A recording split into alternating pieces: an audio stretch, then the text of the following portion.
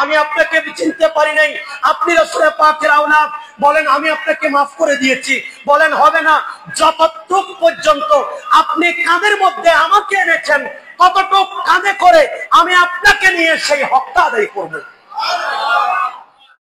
Gausia committee Bangladesh Burma colony ইউনিটের উদ্যোগে পবিত্র সোহাদায়ে কারবালা স্মরণে এক মাহফিল অনুষ্ঠিত হয়েছে।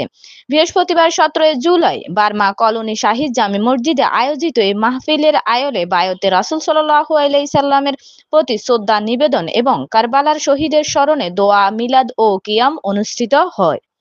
মাহফিলে সভাপতিত্ব করেন গাউসিয়া কমিটি বার্মা কলোনির ইউনিটের উপদেষ্টা মোহাম্মদ শফিকুল ইসলাম সোহেল। প্রধান আকর্ষণ হিসেবে উপস্থিত ছিলেন বিশিষ্ট ইসলামী চিন্তাবিদ অ্যাডভোকেট নূর মোহাম্মদ। অতিথি ছিলেন বার্মা শাহী জামে মসজিদের খতিব মাওলানা মোহাম্মদ সালামত রেজা আল কাদরি। আহলে বাইত রাসূল যাদেরকে যুগে যুগে পাঠাবেন, এদেরকে ভক্তি করতে পারবে না, রেসপেক্ট করবে না, এরা এখান থেকে যখন সটকে পড়বে তখন তারা ওই সমুদ্রের মধ্যে ডুবে যাবে। নাউজুবিল্লাহ বলেন। এবং প্রধান বক্তা ছিলেন মসজিদের পেশ ইমাম মাওলানা মোহাম্মদ আব্দুল করিম চৌধুরী। অনুষ্ঠান পরিচালনা করেন রফিকুল ইসলাম।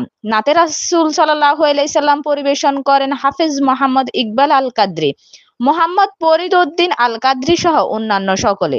MRK TV, Chittagong.